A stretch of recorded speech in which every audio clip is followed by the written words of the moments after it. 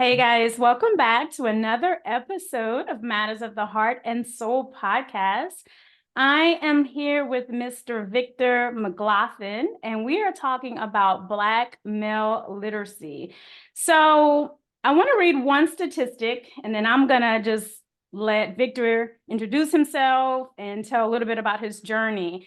But the statistic is that only 12% of Black males are proficient in reading by 8th grade. In 2019, only 6% of 12th grade Black males were reading at the proficient level, and only 1% were reading at the advanced level. And this was published in 2021 from Sage Journal, which the research was done from 1999 to 2020. So I just think that's kind of alarming, and I really want to talk about why that is. So Victor, who is a best-selling author, over 21 titles now, had some issues when he went to college. He was on an athletic scholarship, but was reading at a 6th grade level. So Victor, welcome to the podcast. Well, thank you for having me on. It's quite an honor. Very impressed with what you do. So thanks for the opportunity. Thank you. Thank you. So can you just go ahead and tell our listeners like a little bit about your journey? Like, how does that happen? Yeah, I was born in 66, so entered, I guess, second grade around 72, 73. And most of the schools that I went to, we moved around a little bit early on, but most of the schools were just being integrated in Texas, believe it or not. Wow. So for the first time, because I grew up in an all Black community, so for the first time I saw white kids. And to see them other than on television was weird. But what I realized right away is that the white kids read on a higher level than we did, even in first grade, and didn't understand why it was. Of course, later you learn that kids who are read to and kids who are asked to read at an early age progress much faster. Mm-hmm. So my mom was 18 years, 19 years older than me. She had two kids, and she'd stick us in front of the television and, give us something to eat. And that was it, year after year after year after year. And I fell further behind. And I realized I didn't read well as the other kids. What's funny is the Black kids that had two parent households read as well as the white kids did. Hmm. And I didn't know my father, so I was really jealous and envious, because I said it's because they're smarter than me because they're getting more help. Hmm. And it wasn't that they were smarter than me, but they did have more practice, this is what this literacy is all about. And I learned that when I was out running, track, playing football, basketball, baseball, just about all the sports, I was practicing being a better athlete. I didn't practice being a better student. I didn't practice reading. And by the time I got to high school, and I was all Dallas, all city. By the time I was a freshman, and I was one of the best track athletes in Dallas as a freshman. So I was a standout, and college recruiters started to come around when I was 14 years old. And I made decent grades because I listened well, but I never could keep up with the reading.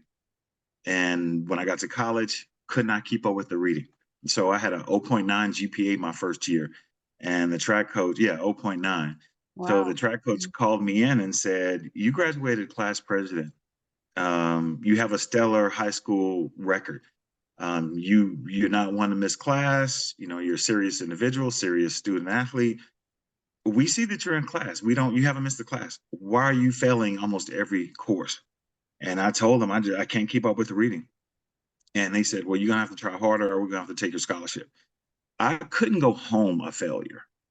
There have been so many athletes in my neighborhood that were some of the best in the nation in their events, and flunked out of college their first year. And of course, everyone's pointing their fingers at these guys, saying he could have been somebody. He could have been great. He could have gone to the NFL, NBA, what have you. Could have been an Olympian, but he couldn't stay in school. I was not going to let that happen to me. So whenever my roommate left, then I would read, and I would read aloud. And the more I read aloud, the more I realized that the comprehension started to come. And this was long before Hooked on Phonics, but that's exactly what it is. Teaches you how to pronounce words, hear words, be able to sound them out and understand them better. So the more I read aloud, the faster my pace got. And second semester, I got like a 2.8, which helped me keep my scholarship. And the next year, I was 3.0. Wow. Mm-hmm. There is in when I was kind of preparing for this podcast, there was another part of the research that I found that when Black boys are more engaged at home, they do a whole lot better. The other part of the research was that it's lacking. There's not a lot of research at all. There's like 0.0005% of Black boys are actually represented in the literacy research. And that's across the board. That's special ed, that's urban, that's private schools, like all of it. Like it's very underrepresented in the research as well. What do you think? What do you think that is? So I was going to ask you that. Actually, so last night, I came across something called Countering the Conspiracy to Destroy Black Boys. I don't know if you're familiar with Dr. Jawanza Kanjumfu. No. Kajanfu. Well, he has a lot of work out there, and this is back in 1987, but there's something called a fourth grade syndrome, where and this is Black boys specifically, between 0 to 9 years, there's something that's going on. 9 to 13 years of age, something's going on, and then 13 to 18. So by the fourth grade, there's something that really happens with Black boys. He talked about there's a lot of things, right? Programming, learning styles. There is a lack of Black male representation in the primary grades, because that's where reading does really come on board. He brought about that between like first grade, second grade, third grade, all the kids are learning holistically. They're very involved in learning and reading, but somewhere between fourth and fifth grade, peer pressure comes on, and then parental involvement decreases. Mm-hmm. And he specifically said that, his parents put him in advanced classes, but he specifically failed it because he would get teased, picked on by the other guys, because it's not cool to be smart. It's cool to be athletic. That hadn't changed. You said that was from 1987. Yeah. Not much. It's just probably changed since then. Scholar athletes have to be focused and fortified. And I think the fortification comes through their parents and their community. So when you're hailed as a scholar athlete and high GPA, moral fiber, and so forth, then it's acceptable. But if you're in a community where it isn't, then yeah, there's some guys that are willing to dumb it down, and that's unfortunate. Yeah. But I can remember the third and fourth grade specifically because that's when kids learn how to read in cursive, and they took us off what we call baby books, and we were having to do these, comprehension books and the writing. And of course, since I didn't read well, my writing was atrocious. Mm-hmm. And once you get so much red ink back on your pencil papers, you just want to give up. Yeah, you really want to quit. He talked about that as well. He talked about that sometimes kids feel rejection from teachers. Now, did you have Black male teachers in primary school, second, third, fourth, fifth grade? I didn't have one until I got to high school. Okay. Did you have Black female teachers? I think I might have had one per grade from the third through the sixth. So you had majority white, Caucasian female teachers. Yep, white female. The other thing about that, and what he talked about, was that most white women, they can't relate to Black boys. They can't, so it's hard to teach a child that you can't relate, that you can't accept, and that you can't love. Right. Yeah. I don't remember getting any encouragement in the classroom unless I had a Black one. Yeah.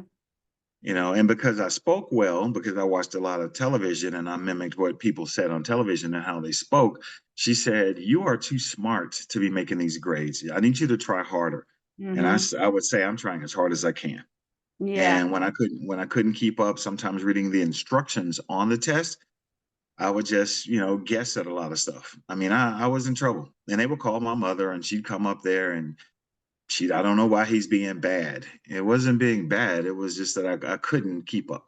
Right. Um, Now, and did you and ever voice that to your mom that I can't read, I can't keep up? Did you ever voice that specifically to oh, never, never, no, I never voiced that until I got to college and was really confronted with losing a scholarship. I her? remember seventh, eighth grade, I thought I was cute. And, some girls thought I was cute. I was taller than most of the other kids. I was almost 6 feet by then. And so girls were hanging all over me. And, I was a popular guy. And whenever we were asked to read in class in seventh and eighth grade, I couldn't read a sentence, no matter how it could have been a second grade sentence. I couldn't read a sentence without stumbling over several words. I didn't understand pace. I was terrible at it. I might have gone months without reading something, months without actually reading something other than a test or a writing assignment. And of course, because I didn't read it well, it was atrocious. But it wasn't. I had to come to grips as a college freshman, and it was embarrassing to tell two white track coaches and football coaches that I can't keep up. The reading is too much. Mm-hmm.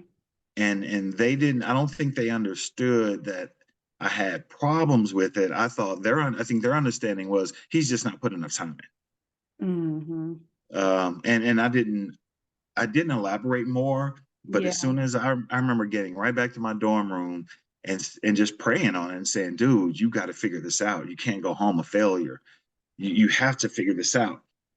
Yeah. And I think the only book I took to college with me was Good Grief, Charlie Brown.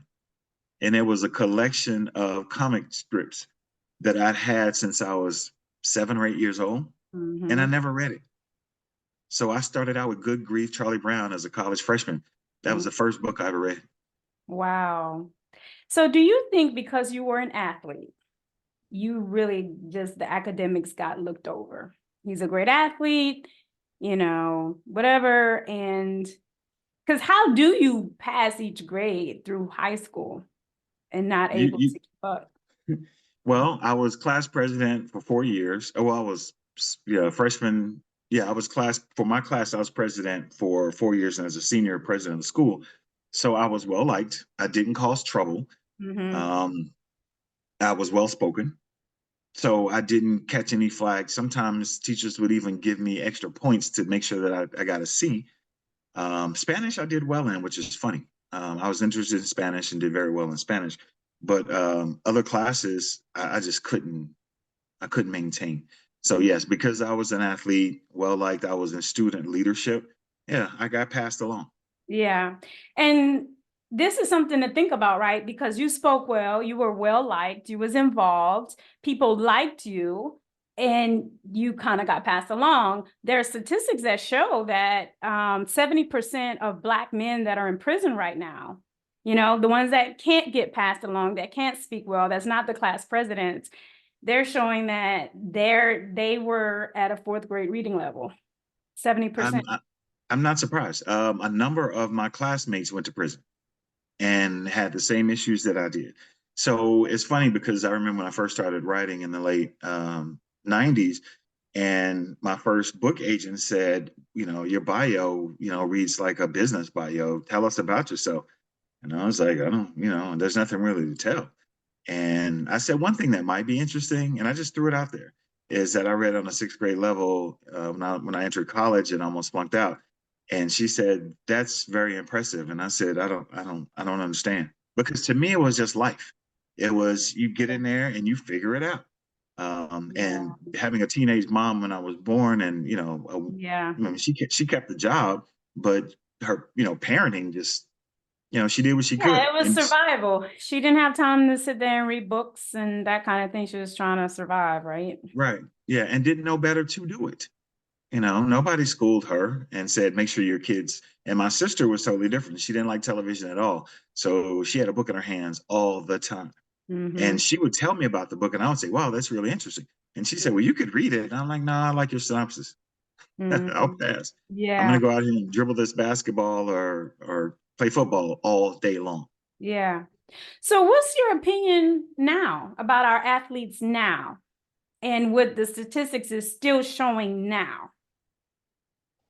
What it seems to me that there are a number of athletes who got it, whether it was their, from community involvement, church involvement, or someone in their periphery who said, you need to brush up on these skills, whether it's math, science, reading, and so forth. So I think now more is expected of student athletes than before.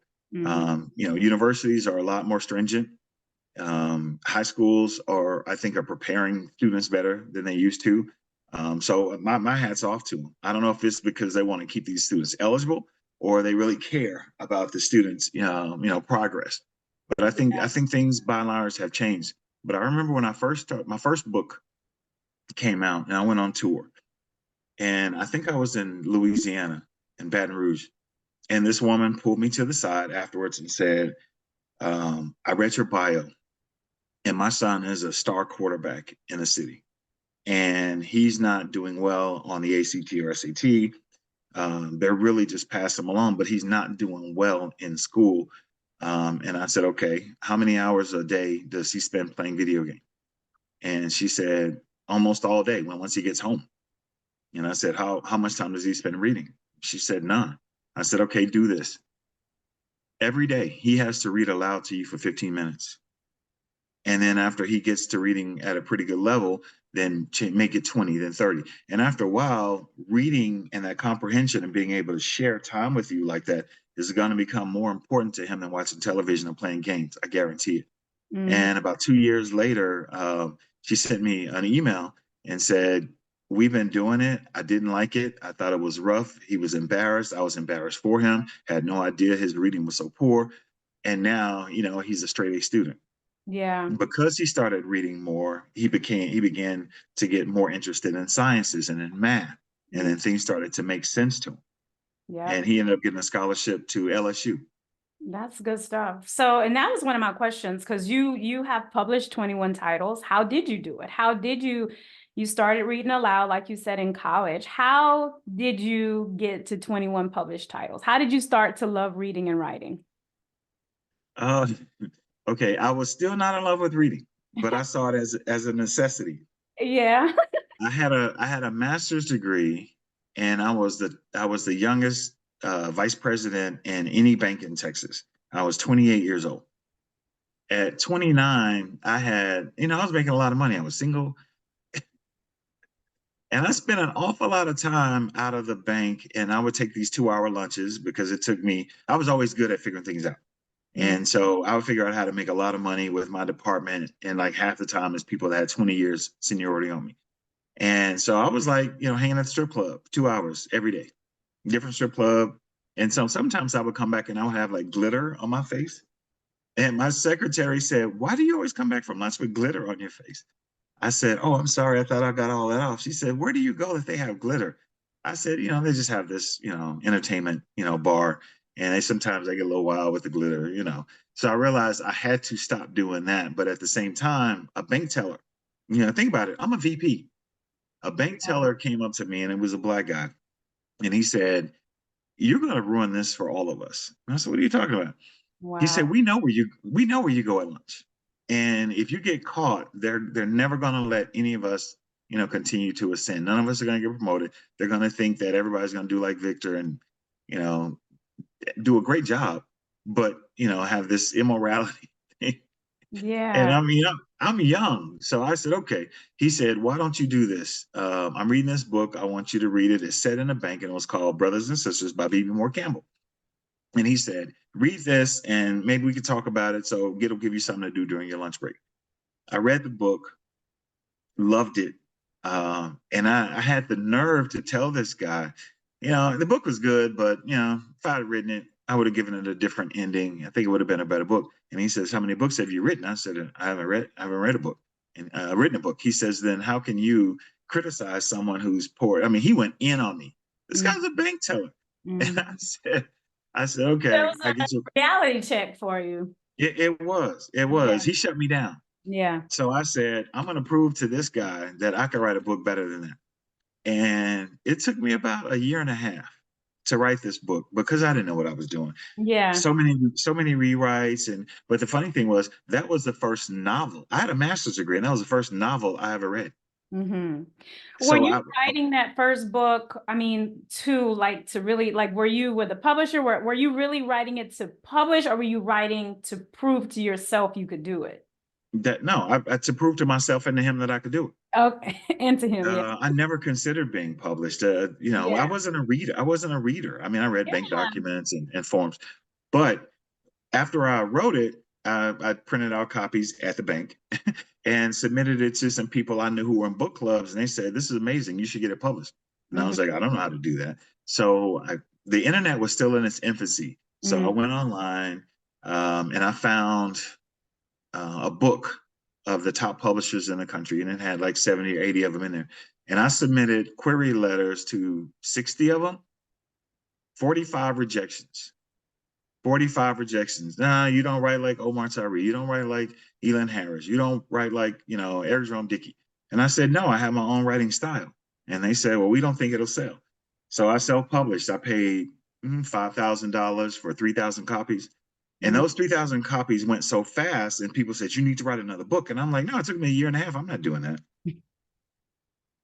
I was on my last tour. I was in LA, and I stepped out of my hotel room, and on the front of the USA Today, the headline was AIDS number one killer of African American men. And I picked up the paper and I read it on the way to the airport, and I read the whole article. It was like 6 page article on the plane. And when I landed, it was almost as if I had to say something about this because I said, this can't be right because nobody's talking about it. We're not talking about it in our community. We weren't talking about it in church. It was like it was a secret people were keeping. And I said, okay, if this is true. So I went home and researched it, and it was true. I said, okay, I need to do something about this. And I said, I'm going to write a story. I don't know any gay men that, at that time, I some guys who I thought might be gay, but Mhm. people weren't out. This was like Yeah. 1996. They weren't out like they are now. So I went down to the gay neighborhood and went to the AIDS clinic and picked up all the pamphlets and everything I could find. And I remember I went to I think it was a sandwich shop, coffee shop right next door. And that was the first time I saw men holding hands, having intimate conversations. And I was like, man, I don't want to be seen around here. People might think I'm gay. So I gathered my things up and was getting ready to leave. And the guy said, why are you leaving? The bartender said, why are you leaving so fast? I said, well, I'm not gay. And I realized this is a gay establishment. He said, you're in the gayborhood. And I said, what? He said, you're in the gayborhood. This is a gay neighborhood. You didn't know that? I said, And this is still no, LA. This is still in LA. it's Dallas. Oh, Dallas. Yeah, Okay, okay. yeah. So I'm like, okay. I just I'm doing research on a book, went to the AIDS Center and got all this paperwork, and I'm gonna write a book about um this bisexual guy who gets AIDS, gives it to his girlfriend. And I said, there's a lot of stuff about this I don't know. And he said, that's funny, you're not gay. He goes, it's all right to be straight. And we had a big laugh about it because Mhm. I'm in this territory that Mhm. I had no understanding of, and I don't want to be insulting. And I realized I don't even know how to talk about gay people. I don't know how to talk about bisexual people. Yeah. So I had to do a lot of research, and that's what I did, and stumbled on a lot of facts. And I put the story together, and it was my second book, and it sold 5,000 copies in 6 months, but I still couldn't get an agent to buy in. I'm selling Mhm. books hand over fist. Couldn't get anybody to support me. Mhm. So I went to the Delta Sigma Theta's National Convention in Chicago. And I think I had 40 books. And it was like, when you're self-published, you got to bring your books, put them in your suitcase, drag them in. It was middle of the summer. It was hot. And the Chicago Convention Center is huge. I think it's the largest in the world. 10,000 deltas. And when I went to the book pavilion, of course, no one knew who I was. And it was Eric Jerome Dickey and Elon Harris, Kim Lawson Roby. It was all the top Black male and female writers of that era. I knew a couple of them from touring on the road, but most of them had never heard my name before. And the bookseller said, Victor, we're not selling any books. I need you to do your thing. I said, what's my thing? She said, I invited you here because I heard you know how to sell books. And I said, yeah, I do. And she said, well, show. Everyone was sitting down because these are people that had book deals and, Yeah. they get money to get flown in. She said, show them how to do it. I said, okay. So I moved my chair back and I stood up and I did the thing I do in small bookstores and beauty shops, barbershops. Wherever I saw 2 or 3 people standing, this is what I did. Introduce myself, hand them my book and say, this book is about so and so. Are you a reader? Okay, great. This is what the book about. And I want you to consider it. I'll even read some for you if you just turn to any page. Because now, of course, I'm a very good reader. And I wrote the book so I would read with determination and emphasis. Within 20 minutes, I had a line. I was the only one that had a line. Women were coming from everywhere, wanting to take pictures and want me to sign their books. So Kimla Lawson Roby stood up, Elin Harris stood up. Within an hour, there were so many people wanting books from all of us that security had to come and do these queue lines. Mm-hmm. And the bookseller came and said, thank you very much. I was going to lose money if you didn't show up because now everyone's competing with you. So afterwards, Elin Harris asked me to, because he knew what the book was about, because he kept hearing me tell all the women. Mm-hmm. And he was like, let me see if this guy can write about, the lifestyle, the gay lifestyle, bisexual lifestyle, and whatever. And Kim Lawson Roby bought 2 copies, and then I was done. I said, if I can't get a deal, I'm not doing this anymore. It's killing me. I'm Yeah. working full time. I'm on the road. Now I have it's 2 years later, so now I'm married and have an infant. I got to get home.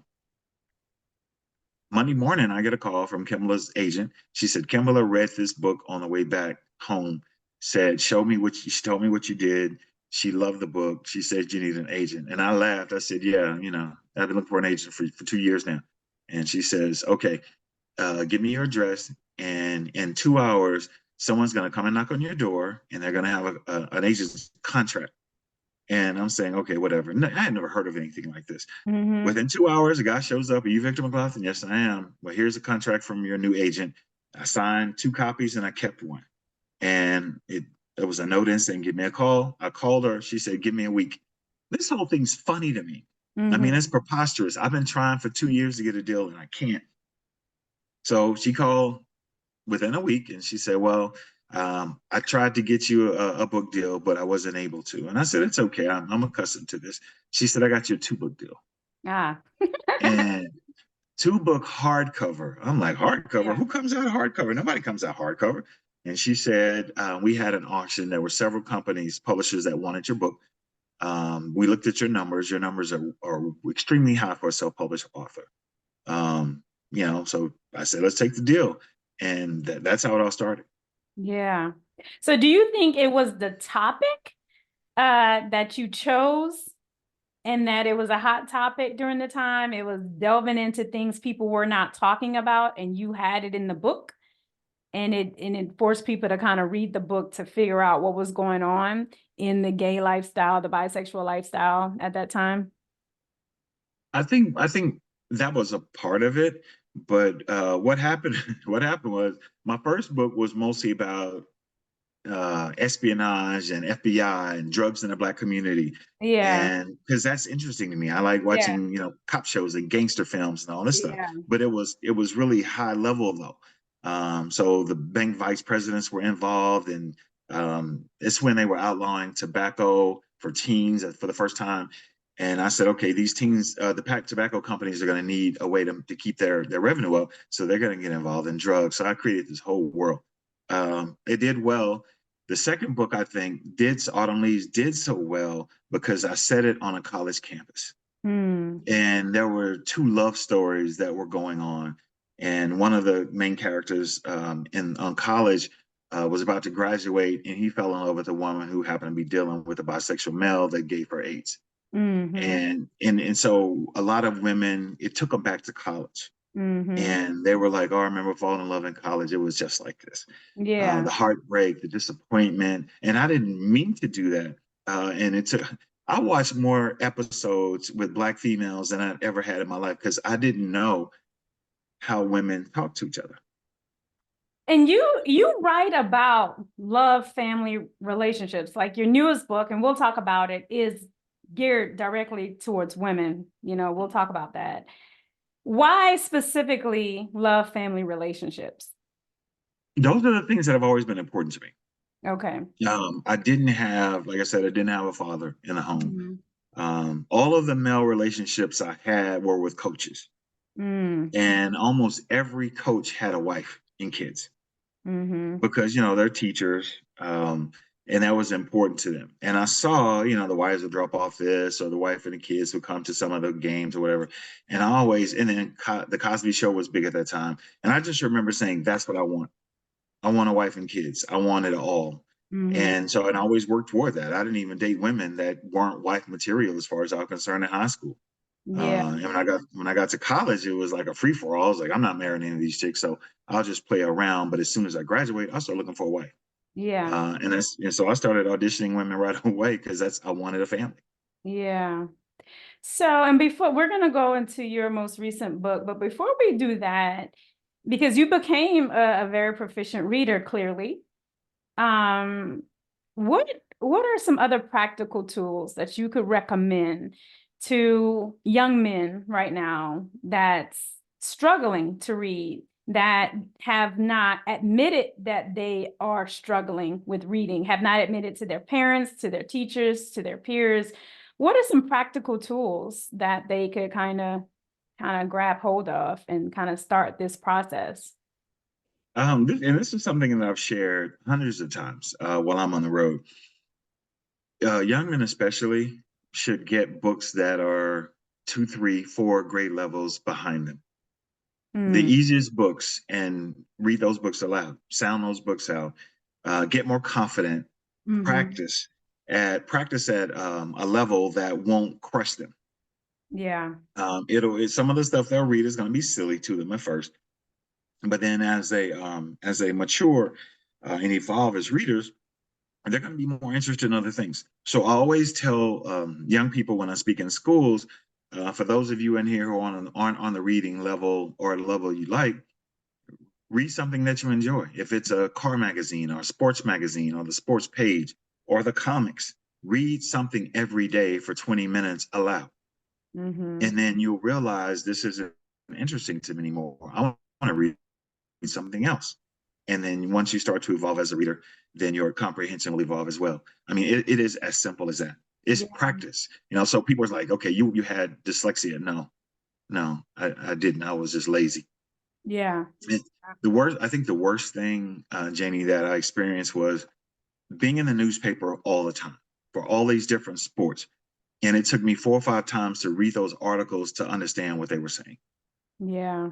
Articles about me, I couldn't read them. Yeah. What is your advice to parents of young boys? Because think about it, we let our boys play video games, we let them play sports, we're not as serious with their academics. We don't force them to read. We really don't. It's almost like we give them a pass. So what is your recommendation to parents out there with young athletes, young boys? Because there is a big gap between the young boys and the young ladies. There's a huge gap, It especially in is academics and reading. And I think we don't realize this, but as adults, there's a big gap between huge. Mhm. Black women and Black men. But it started so long ago. It started in the fourth grade. It did. No, to answer your So, question, yeah, go ahead. um, my advice, if I remember your question right, what would be my advice to parents? Yeah. My advice to parents has been for the last 20 years since I had, I have 2 boys, and they're both engineers now. But, they were like me. They were athletic. They weren't interested in reading, but we used to have kind of a reading period, and they had to earn TV time. They had to earn game time. They weren't allowed to play games until the weekend. Because what I realized was when they started playing games, what is it? The agitation was there. And when I told them to get off the games, they were like little animals who were ready to snip at me. And I Mhm. was like, you get mad at me because I'm telling you, I'm your dad. I provide for you and we do all this stuff together. I tell you to get off the game and now you stomping around. No, no, no. The games go in the garage until the weekend. You have to earn game time. Didn't know what I was doing, but it turned out to be one of the smartest things I ever did as a dad.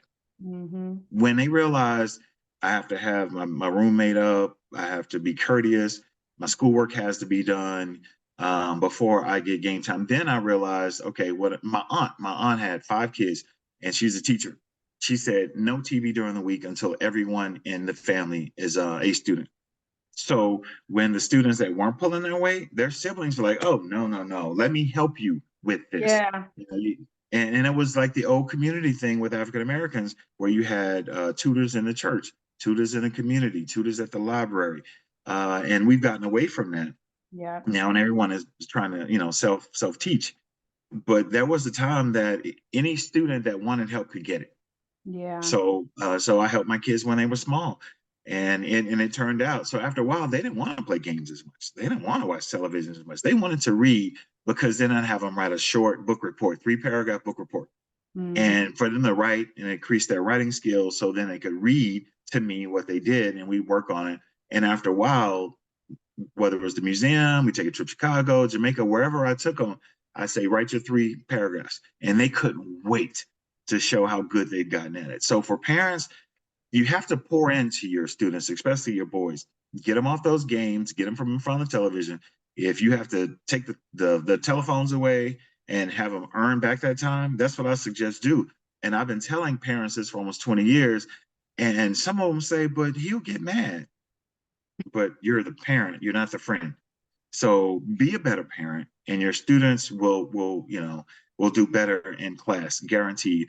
And every single parent that did it has said, "You're right, it works. It's hard at first." And I told them this, with some students, it's going to get harder before it gets easier. Yeah. I agree with that. That was another one of the things that Dr. Jawanza Conjungfu mentioned, that it's about parent expectations and teacher expectations. Like, we don't have expectations, like we're not putting in place in those expectations on our kids. So they will spend 10 hours playing video games. So Which yeah, makes it so more that's difficult to direct them when it's time to direct them. yeah. They're agitated. They don't want to stop playing.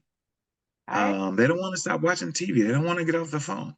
I Okay, agree. well, the less of that they get, the less of that they want, guaranteed. Yeah, that's great advice, and I think all of our parents that are listeners take heed to that, because if you think about it, all of the biggest leaders, they were readers, Hmm. and their parents often forced them to read and write book reports. They were readers big time. So, Right, and it spurs creativity. yeah, absolutely. So let's move on. Let's talk about your most recent book that's out Mhm. here. Okay, Rules for Slaying the Dating Games. Now, Right. this book is completely geared towards women. So why this book and why right now? Okay.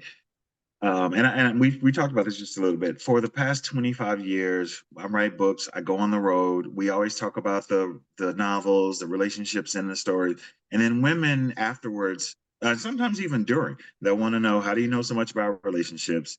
How do you speak so well in a woman's voice? It's some of your books. It seemed like even a woman wrote it. Does your wife help you with it? And I was like, no, nobody reads my books. I'm divorced now, but nobody reads my books until they're completely finished. Mm-hmm. Not even my agent. So because I don't want their input, to deter from what I'm really trying to say. I don't want it to be our book. I want it to be mine. Mm-hmm. So after book clubs and book meetings, women would always pull me aside, if not during the discussion, and say, I have a question. I have a girlfriend. I always say that. I have a girlfriend who has a relationship with her man, with her husband, with her whatever, and she can't get him to do A, B, and C. What do you suggest? Or their relationship is having some serious problems. What do you think she should say to him to get him to do the things that will encourage him to be a better man, a different man, or whatever, or evolve? Yeah, and so I would answer, because my marriage, my former marriage, was problematic in a number of ways. So we went to like 5 marriage counselors. So I had a wealth of information that I could share after talking to so many therapists about it. And I would tell them, if you can't get your husband to the ABC, you need to talk about how you what you want them to do and how important it is to you. If that doesn't work, then you say, you know what, I would really like, and some of the girls in the salon were talking about this, or read it in Cosmo or Ebony, that this helps a woman love her man more or be more submissive, whatever you want them to do. Just tell them that's where you read it. Mm-hmm. Because the male ego is very fragile. So you can't come out and say, I wish he performed better. I wish he would love me better. I wish we'd hold hands more. Well, Mm-hmm. you can keep wishing, but if you can back it up with some, men are very logical. So if you could back it up with pseudo statistics or real statistics, I think men are more apt to say, you know what, I think I'll try that. Hmm. Yeah. So for 25 years, I've been fielding these questions from women. Yeah. And it's interesting because we have a lot of male teachers, writers, authors, preachers, always trying to tell women who they need to be.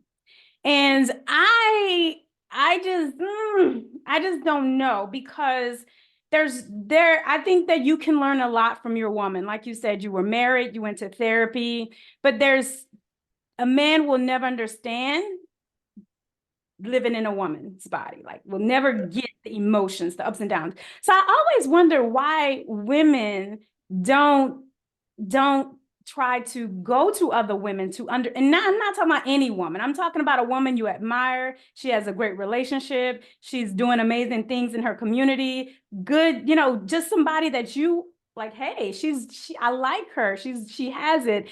Why not go to that woman to figure out what she's doing in her relationship versus going to a man? Now, I love, I love getting the male perspective, because that's that balance. We need that balance. We need it, we need it, we need it. But I think that we have to learn from each other. But I find that it has been the programming of women, and don't get me wrong here, ladies, that we run to these men for them to tell us who we are. We got to know who we are, and we got to teach them who we are. And they got to know who they are as men, and then they can teach us who they are. And then we come together in balance and harmony. Okay, I don't disagree with anything you just said. One thing is, women don't like going to other women because women feel like either I know enough, or it's the competition thing, or I don't want them to know that I'm lacking. So, That's why so women. same with men, right? Is that why men are struggling with depression? Black men are number 2 in suicide right now, may be number 1 right now. So we rather go to the opposite that has been the source of our friction, the source of our pain, the source of our drama and trauma, than to go with somebody we see. And I'm not saying anybody, like a man shouldn't go to any man, but he should go to a man that he deems as a leader, a provider, somebody that he deems as that man that he wouldn't mind getting some gems from. I I agree. think all I'm saying is we gotta think about that. We gotta think about what we're doing, because of our own ego and our own pride. We're running to the opposite that has been the source of our whole breakdown. Okay, let me share some things with you. Most men don't have access to other men who can tell them these are the things I suggest that you consider. Most men don't have access to guys who have figured it out, who are, good husbands, good examples, providers, make sure that their woman is fed spiritually, emotionally. Most men don't have access to guys like that. They just don't. Yeah, Those guys are those guys are married. They hang around other married guys. They're not going to want to be around a whole bunch of single knuckleheads. Because the times that I tried to share with some single guys, they're like, okay, you don't have a problem with dating. You seem to get the type of woman that you want. And I just want to know that, because I see you moving differently, especially after I was divorced, because I was around more single guys. I see how you move differently. Women say things about you that I want them to say about me. What do you do differently? And I said, first of all, I don't press. I observe. I don't overtalk. There's nothing I have to prove. So I can sit back and look at how women are moving and decide which one I want to approach. To answer one of your other questions is, Um, why do women run to men to find out about women? My book has nothing to do with telling women how to be women. My book has everything to do with making suggestions to women how to move differently to get the kind of men they want. Which was Right. I'm not trying to change a woman. What I'm saying is work on the fringes of who you are to allow the kind of men you want to see the person you want them to see. Right. There's so many women feel like they don't see me. I get dressed up, I get my nails done, I get my hair done, I go out several times, and men don't even speak to me, which could be from a lot of issues. I always say, what do you want them to see? If you want them to see you as the girl next door, if you want them to see you as available, if you want them to see you as the kind of woman that's easily approachable, these are the kinds of things you do. And that's why I'll put them in the book. The book hadn't been out a month yet. And there are women who are saying, Victor, I'm chapter 4 or 5. I've already started to implement some things. There's a guy I like at work, or there's a guy I like at the gym, and I'm doing things differently, and they're dealing with me differently already. Mm-hmm. And I said, yeah, because I know what men like. I know what attracts us. I know that what makes it easier for us to approach women that we think are attractive. That's what I'm sharing. I'm just asking women to consider moving differently, not changing. Yeah, I think your book is specifically good tools, like you said, for women on different types of dating situations, totally different. My question was, because there's certain, like you said, there's just certain things I think internally, because who you are is who you are, is who you're Mhm. going to be in dating, is who you're going to be in your marriage, is who you're going to be Right. as a parent. So and it has nothing to do with the book. I'm saying we should, as women, right? Because I'm a woman, I can only speak from that. We have to focus on who we are, because who we are is going to show up in how we date. So I'm just saying sometimes we got it all mixed up. That's all I'm saying. And yeah, I don't think your book gives women, like, you're not speaking on how to be a woman at all. You're literally, it definitely comes off in telling them how in different dating scenarios, this is how you should handle it. I just think we have to take a step back and say, who am I? Because who I am is how I'm going to date, is who I'm going to be in my marriage, in my relationship, and as a Right. parent as well. So And know what you want. So and I'm glad yes, I'm glad we're talking about this. So I think there are 620 rules. yeah, We're talking about dating interracially, dating wealthy men, dating men that make less money than you, dating coworkers, dating your bestie's ex boo. There are scenarios on how to approach this and changing a mindset. And I think the most interesting thing that you said was the first chapter, it's before the chapter start, and it's kind of a pregame. mm-hmm. Know what you want, know who you are, and then start changing your mindset to go out and achieve those things. It would be just like if you want to get a job in another field, or if you want a Yeah, promotion. What is it going yeah, to take to get a promotion? What is it going to take to get a job in this other field? Well, you do yeah, the research to say, how can I make myself more valuable? How can someone see me as an asset? And that's what it is. And because I've talked to thousands of women about the same stuff for years, it was easy for me to do the research and pull out the nut. This is the fourth version of the book. The yeah, first one was kind of comical because I said a lot of women are going to need this in a way that's not going to offend them. So it needs to be humor. And then after it was finished, I said, this isn't going to work because it doesn't get to the crux of the things that I think will benefit women.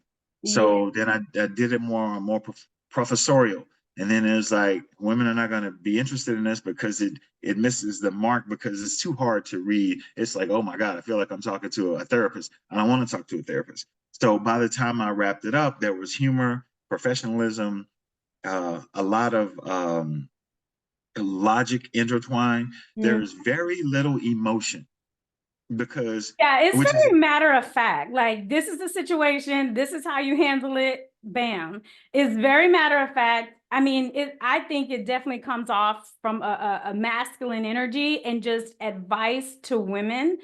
Let me ask you, Victor, what do you think is the biggest issue, the biggest disconnect with our relationships, Black women and Black women right now?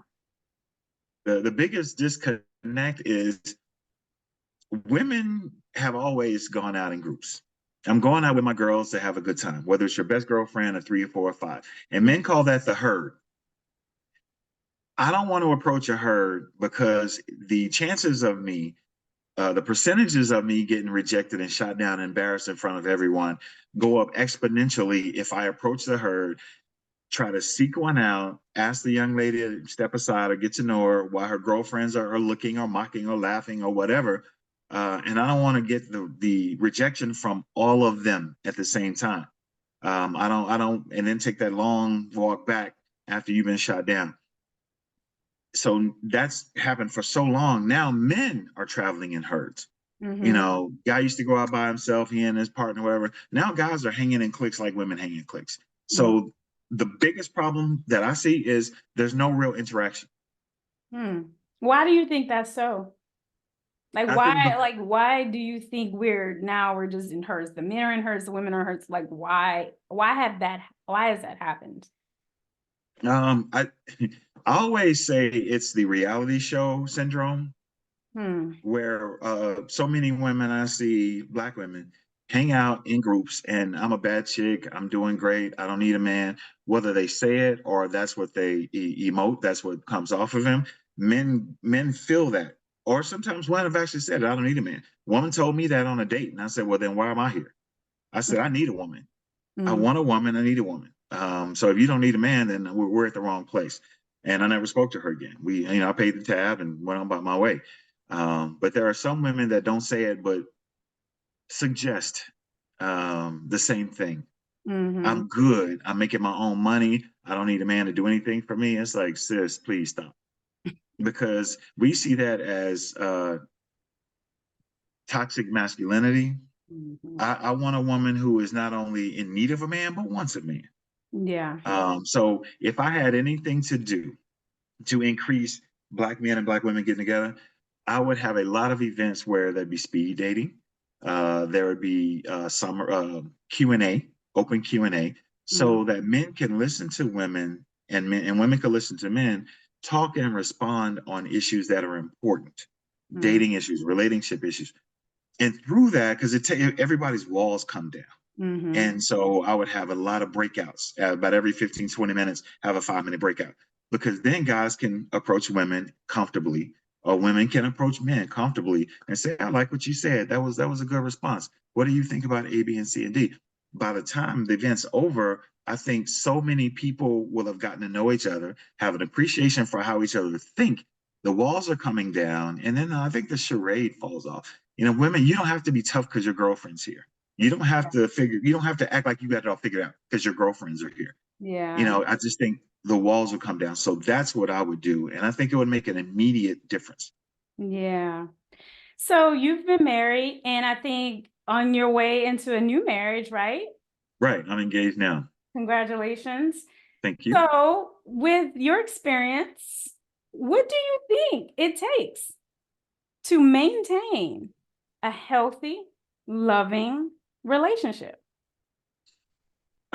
Two things come to mind. One is reciprocity.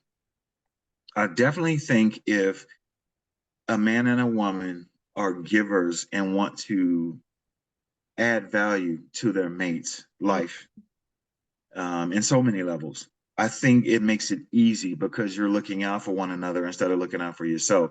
This woman told me Friday night, had a discussion out, and it was a group of women, and I started talking about my book. And one of the women was just, no matter what things I said, she was like just straight negative. No, I don't believe that. No, men don't do that. All men cheat, all men lies. So, and I just laughed. And she said, I know you didn't come out here for me to dogpile on you. And you're probably saying, I wish I'd never met this woman.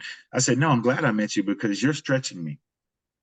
I Mm. don't think I've ever met a person that within an hour, no matter what I say, you agree with momentarily, and then you come back and say, "Yeah, but I don't know if I can trust that." And so I even posted on Facebook, when a well-evolved man is telling you what is of interest to other men, um, stop arguing, just listen.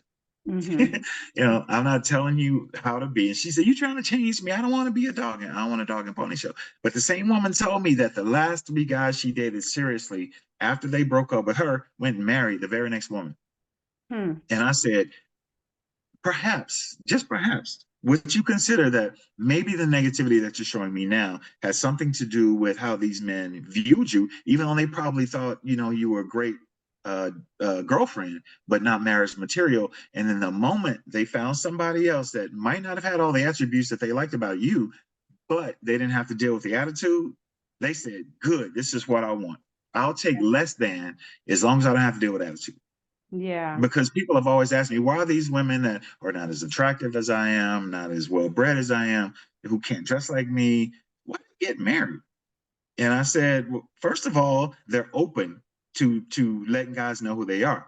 So she Yeah, said, and it just has, as a woman, like I think we achieve a lot. We achieve all the things, right? We could go do all the things, but that has nothing to do with your heart, your love, your compassion, your empathy, and who you are as a soul.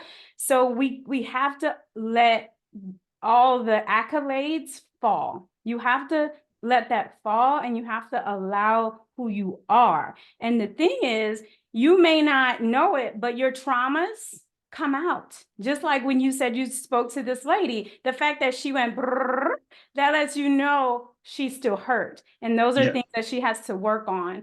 And I'm just being honest. I've been through my own journeys of healing and all of that. And we're not our titles. We're not our bank accounts. We're not the car we drive. We're not none of that, both men and women. And until we could be vulnerable, literally be vulnerable, because we hold, I think, the key to our own healing. We are here to heal each other. But yeah. until we can allow that to be seen, we won't come together. I totally agree. I laugh at men that lead with their wallets, and I feel sorry for women who lead with their pillows, because that's a wall. I want you to see me this way. I want you to think of me this way. I want you to acknowledge all of my successes. But you can't keep a man. Or the guy that says the same thing, from a male perspective, but as soon as women get to know him, they're immediately turned off. He's self-centered, he's stingy, he doesn't share not only his finances, but he doesn't share his heart. Yeah. But when that woman told me Friday night, after an hour, she started to well up a little bit, and she was like, "Okay, I'm starting to get it." And her girlfriends are like, "Finally," because they've been sharing this kind of stuff with her for years, and they said it took this guy to come here and basically break you down. I said, "I'm not breaking her down. I want her to have a breakthrough." Yeah. I need. Exactly. I said, I wish for you that you keep your heart and your mind open, and that's from That's from the second page of the book. I want you to keep your heart and your mind open to receive things. I said, just like a closed hand, you can't put anything in a closed hand. You can't put anything in a closed mind or a closed heart. I Yeah. said, so unless you want to continue having the same dating relationship, debacles, because the second part of the title, Rules for Slaying the Dating Games, is how to reach your relationship goals. It's so important to know what your goals are. Yeah. But what she told me, Janie, was, I don't want anybody to get the best of me. So I'm guarded. I said, but also they can't get to the best of you if they can't get the best of you. And she said, but I don't want them to get the best of me. I said, yeah. I said, you're looking at it as a negative. What you want them to see is the person that you feel that you are. You want them to see you as being kind and loving and giving and personable. But if they can't see that, they think what they're getting from you is your best. And I think a lot of those guys pass after a certain point. Yeah. And and I can only speak as a woman. I'll never be out here trying to tell men how to be men. I can only speak as a woman, right? If you're guarded, you have to go work on that. You have to go work on that. It comes across in everything that you do. And Victor, I like to say that self-mastery is so important. So working on yourself on all levels, mentally, physically, emotionally, spiritually. When you do that, you become such an amazing match for another man or another woman that's there in that vibration, in that frequency that can meet you. And if they're not meeting you, you don't come down, you stay there. You stay there and you let the right person come in, because they will. But until then, self-mastery, do that healing, do all those things, go to the gym, work out, eat healthy, read your books, get in tune with yourself, in your intuition, your spirit, all that. Let go of the pain, the past relationships, because nobody can heal you. You have to heal yourself. Our mates come in to show us, to mirror what we need to be healed, but they're not here to heal us. They will mirror it all day, like, bam, this is what you got in your face. But they're not here to heal us. That's us. We got to do that. And when you do that on a deep level, it's like, you know what you want. There's no second guessing. You put it out there, and whoever comes and they can't match that, it's no love lost. I wish you well, but we're just not we're not in the same place. No, I fully agree. I was in a marriage for a long time, hoping and wishing someone changed. And because I'm an eternal optimist. I feel like anyone can evolve, I agree. but I had to learn that people have to want to evolve. So it's like it's exactly what you're talking about. If I'm not winning in relationships, if I'm not winning in marriage, then you really need to be introspective, take a look and say, what could I have done differently?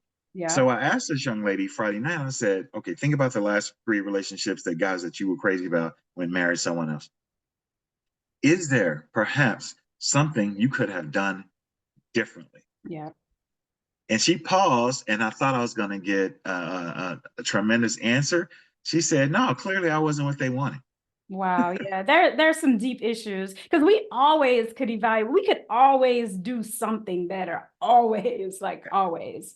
Yeah. Absolutely. Yeah. But the Okay. level of brokenness, Yeah. the level of brokenness with men and women is immense. Childhood trauma weighs into it. Daddy issues, mommy issues, abandonment issues, getting your heart broken in 7th grade, and some people can't get past that. It's like, y'all killing me.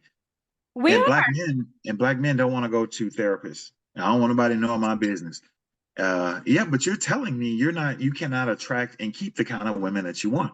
Yeah. So what I suggest is you talk to someone and see if there are some things that you could do differently, some things that if you can change your mindset, approach things differently. So women are saying, when is the rule book for men coming out? And I said, never, because men won't listen. Men won't You're a listen man. to And you're a men. man saying this about other men. So, you know. Men. I won't say all men won't listen, but in general, men think that they have been successful in relationships, whether they have been or not. I got this cute girl. I had sex with this girl. I got a high body count. It's like, okay, if you consider that success, then really I got nothing for you. When was the last positive relationship you had? And a lot of them can't even tell you. Yeah. And then they come out with, well, it's not my fault. It's women's fault. All women are the same. All women are takers. And I'm like, dude, you lying to me and yourself. Yeah. Not all women are takers, just like not all men, are cheap or cheat or whatever. Yeah. When you start to say it's not my problem, it's everyone else's, you are the problem. Yeah, because you're projecting. And that's why I think we really have to spend time individually, men healing themselves, women healing themselves. And then when you're ready, and I think a good gauge is when you could say that you're ready to love someone like you've never been hurt before. And that's See, a good I gauge. love it. I don't know if I put that in a book, but if I didn't, I probably should have. Because when I got divorced, women were like, "Nah, I'm gonna let you, sow your oats and go hit the streets and, holler back at me in 2 or 3 years." I said, in 2 or 3 years, I'll be really booed up. And they said, "No, men who get divorced always run the streets."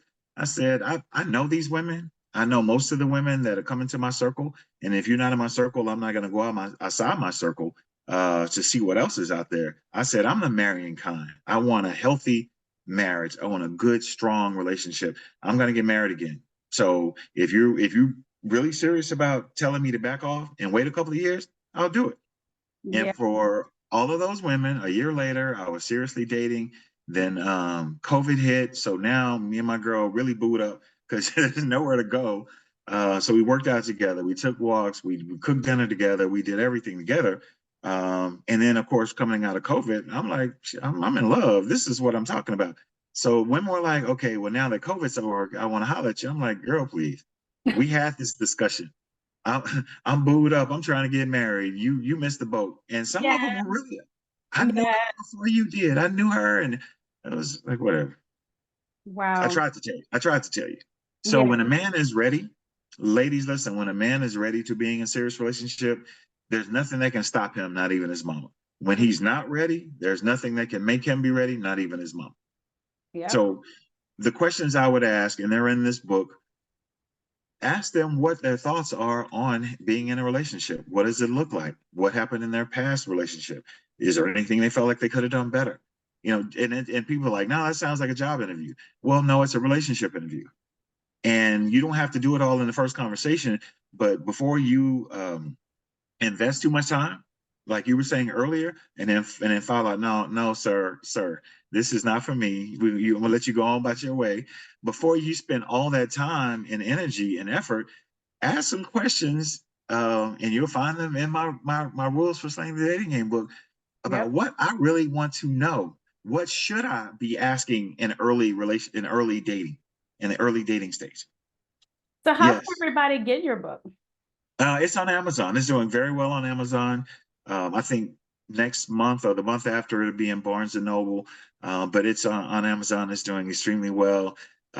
It okay. This is a trip though. People that are buying the book, because they give me a readout. A lot of them in places, of course, I've never been, which is let me know that people that don't know me are supporting the book more than people that do. Oh, And oh, as a writer, yeah, I was going to say, don't be discouraged. I have family members never read my books. yeah. So, but their friends and neighbors and church members do. So your book, if you're a writer, your book's going to find its way. Don't count on friends and family. Count on people who value your talents more than people that have full access to you. Yeah, and it's a message. It'll reach who it resonates with at the time that it's supposed to resonate with them as well. So I have two more questions and then we're going to wrap it up because I want to respect your time. What would you say right now is the greatest matter of your heart right now at the time of this recording? My sons, my sons are 24 and 26, and it's such a blessing to have a son. I prayed for a son. I got two, and which I call my pride and joy. I pray every day that they're okay, Mm-hmm. and they've never given me any problems whatsoever. I mean, just good. I would say good kids, good young men. I'm very proud of both of them, but there's just still, because one moved to Seattle, and another is dating seriously. So it's like I want them to enjoy life and live in the moment more than I did.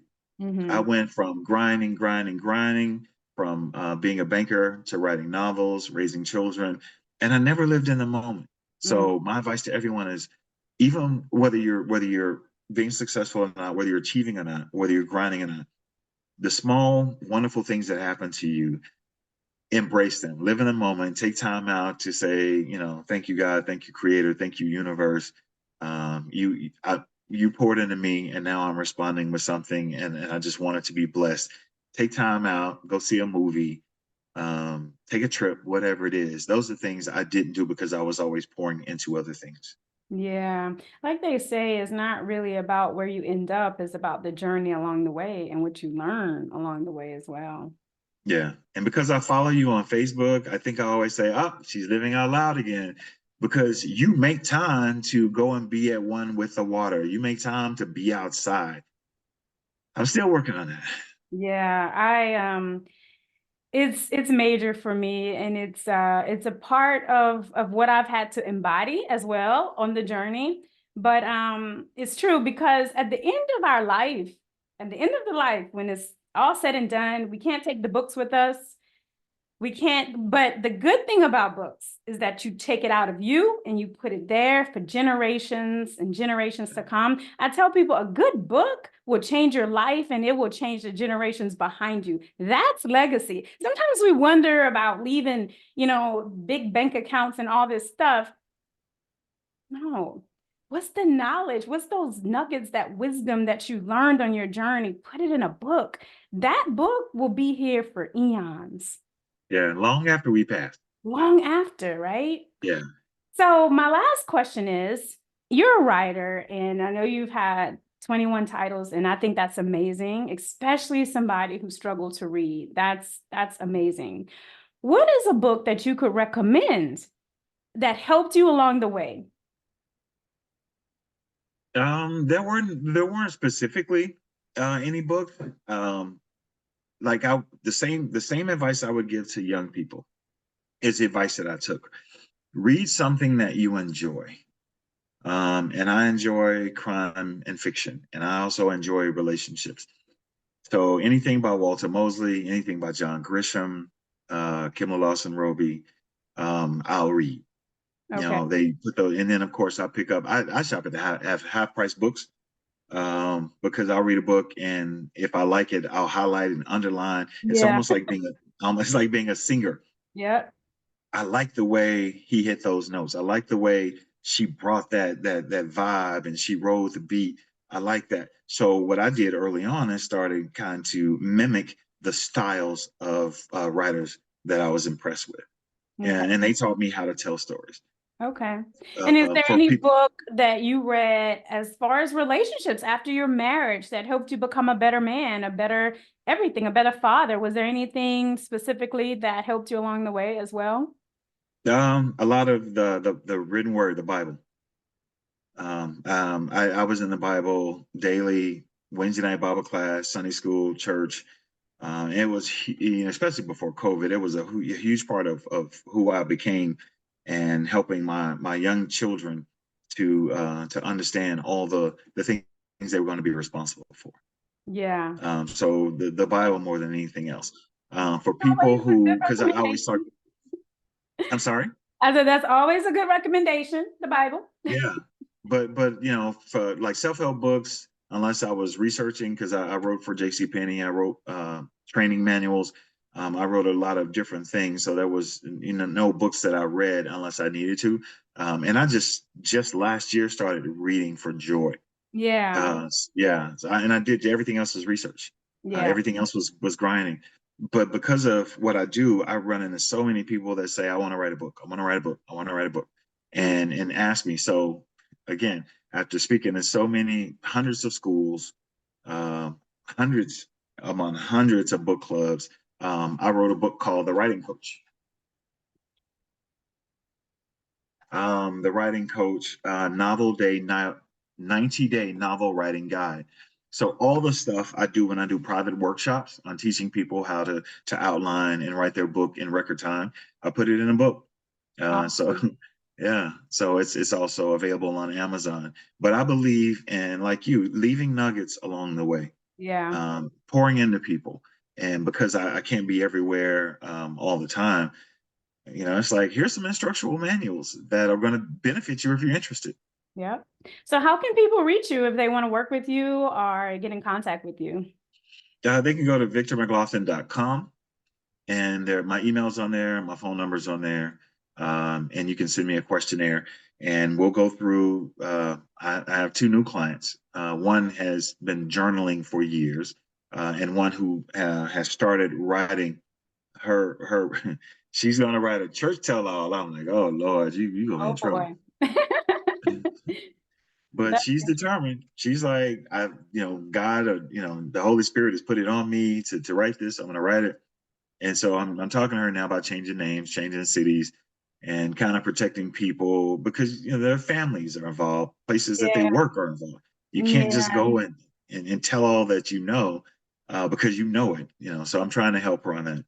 Yeah. Um, right, and the other thing is, she is. I think she has two or three manuscripts that she's written, and she's like, there's holes in them. So I need to work on that. So whether someone's just beginning or have tried to write and quit, you know, and there's a shoebox with 3 or 4 manuscripts in it, pull it out of the closet, then we can go through that. So I help people at every level get through that book. And a number of the people I've worked with have gotten book deals. Yeah, that's awesome. Is there anything else you want to leave with our listeners? Any last remarks? And we're going to wrap Um, it up. yes, no, thank you for your time. I know I talk a lot. That's part of who I am and what I do because I love to share, I love to coach, I love to teach, and I love to inspire. So if you haven't gotten anything else out of this, help your children or your grandchildren by reading to them and having them read to you aloud. Put whatever is on your mind on paper. If you want to be a writer, novelist, write self-help books or guides or whatever, start journaling, keep it. And once you've gotten enough, then go to the next level, put it together in book form. And the other thing is, if you're not reaching the relationship goals that you set for yourself, just consider doing something different. Yeah. And there are a lot of guys out there, I think, who are telling women how they should be. I would never do that. I'm not a woman, and there's so much depth to who women are and how y'all think, and men think totally different. So to tell you to act like a man, I would never do it. Even though some women it works for them, but it's a very small percentage. Because if you start acting like a man, then men are going to start treating you like a man, and then you're right back where you started. Yeah. Well, guys, if you want to reach Victor, definitely reach out to him. Victor, I appreciate you. I appreciate just chatting with you, hearing your story. It actually, when I saw your video online and I listened to it, and I was like, wow, like you don't think about things if it doesn't affect you. My son is 14. He's a pretty good reader, but he likes video games. But it reiterates that we have to stay on it. We have to stay on top of things, right? And it also brought to light that this is the story of a lot of young Black boys and how it could be the gap between our relationships and why we're just not coming together, right? So I appreciate you coming on, sharing your story, and I hope that it will definitely help somebody out there for sure. Yeah. Well, thank you very much. Yeah. Anytime you need me, now you know how to reach me. Yes. So, guys, this has been another episode of Matters of the Heart and Soul podcast. My name is Janie, one of your hosts, and this podcast is inspired by love, relationships, spirituality, justice, culture, family, children, finances, freedom, personal growth, energy and vibrations, universal principles, health, education, masculine and feminine energy, music, and all things of the heart and soul. This is how we connect our hearts with our minds for perfect alignment. And I'll catch you guys at the next episode. And Victor, you just hang on, okay? I'm going to end this. Take care, guys.